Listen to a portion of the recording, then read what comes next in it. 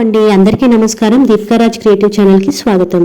ఈరోజు ఈ వీడియోలో నాన్ వెజ్ బిర్యానీలోకి కానీ వెజ్ బిర్యానీలోకి కానీ బగారా రైస్లోనికి కానీ ఎంతో రుచిగా ఉండి కట్టాని ఏ విధంగా తయారు చేసుకోవాలో చూద్దాం. దానికోసం కావాల్సిన పదార్థాలు: 1/2 కప్ శనగపప్పు,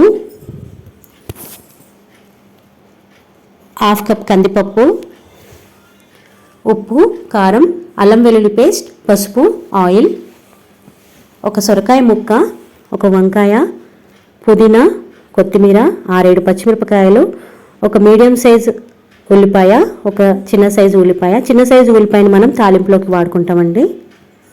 అలాగే నేను ఇక్కడ చిన్న సైజు టమాటోలు తీసుకున్నాను. చిన్న సైజు టమాటోలు అయితే 3, మీడియం సైజు అయితే 2 తీసుకోండి.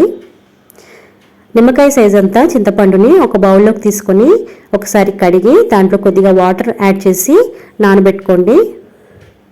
కట్టాకి మరింత టేస్ట్ని యాడ్ చేసే మసాలా పొడి కోసం 1/2 కప్పు ఎండు కొబ్బరి, 1 టీ స్పూన్ ధనియాలు, 1 టీ స్పూన్ జీలకర్ర, 1/2 టీ స్పూన్ గసగసాలు, 1/2 టీ స్పూన్ మిరియాలు, 5-6 లవంగ మొగ్గలు, 1 యాలకులు తీసి పక్కన పెట్టుకోండి. వీటిని మనం తర్వాత 2 నిమిషాలు లో ఫ్లేమ్ మీద ఫ్రై చేసుకొని పొడి చేసుకుంటామండి. ఇప్పుడు ప్రాసెస్ కోసం కుక్కర్ ప్యాన్ తీసుకొని దాంట్లోకి మనం పప్పులు తీసుకున్నాం కదండి, అది 1 కప్పు అవుతుంది.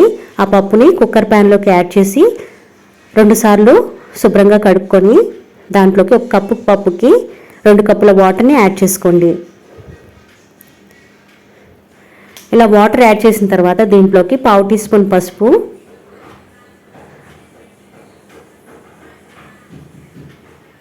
1/2 టీ స్పూన్ నెయ్యి యాడ్ చేయండి.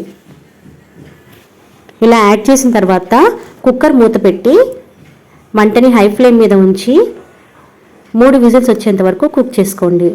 ఇలా 3 విజిల్స్ వచ్చిన తర్వాత కుక్కర్ ప్రెషర్ పూర్తిగా పోయిన తర్వాత మూత తీసి చూస్తే మనకి పప్పు మెత్తగా ఉడికిపోయి ఉంటుంది.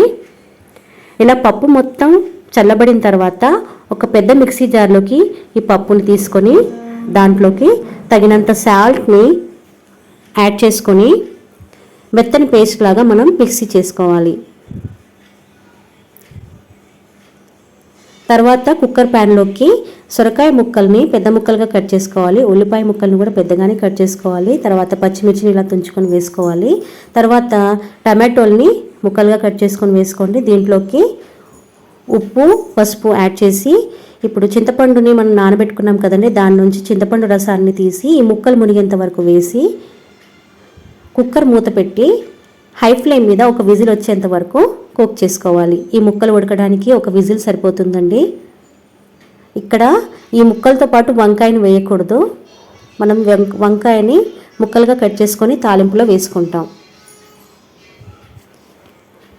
చూడండి, 1 విజిల్ వచ్చిన తర్వాత ప్రెషర్ పోయినాక మూత తీసి చూస్తే ముక్కలు మనకి ఈ విధంగా చక్కగా ఉడికిపోయి ఉంటాయి.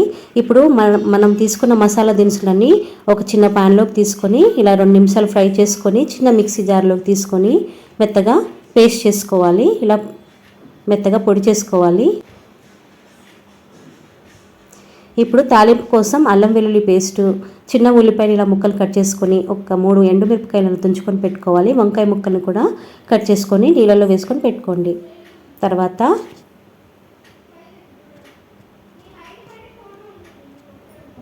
స్టవ్ పైన ఒక గిన్నెను పెట్టుకొని దాంట్లోకి 1 టేబుల్ స్పూన్ ఆయిల్ వేసి జీలకర్ర, ఉల్లిపాయలు, ఎండుమిరపకాయలు వేసి ఇవి కాస్త వేగాక దీంట్లోకి 1 టీ స్పూన్ అల్లం వెల్లుల్లి పేస్ట్ని కూడా యాడ్ చేయాలి.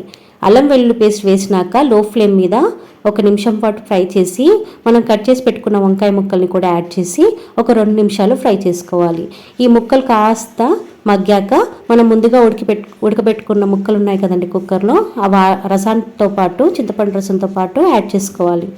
యాడ్ చేసుకున్నాక దీంట్లో కొద్దిగా ఈ పులుసు మరుగుతున్నప్పుడు కరివేపాకుని యాడ్ చేసుకొని ఇప్పుడు ఈ చింతపండు రసం అంతా కూడా బాగా మరుగుతున్నప్పుడు నెమ్మదిగా మంటని లో ఫ్లేమ్లో పెట్టి మనం మిక్సీ చేసుకున్న పప్పుని నెమ్మదిగా యాడ్ చేసుకోవాలి.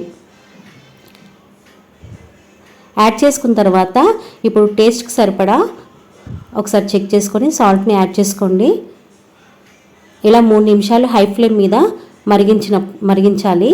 మరిగించిన తర్వాత దీంట్లోకి కొద్దిగా కొత్తిమీర, 1 టీ స్పూన్ మసాలా పొడిని యాడ్ చేసి లో ఫ్లేమ్ మీద 2 నిమిషాలు మరగనిస్తే మనకి ఎంతో రుచిగా ఉండే కట్ట రెడీ అయిపోతుంది.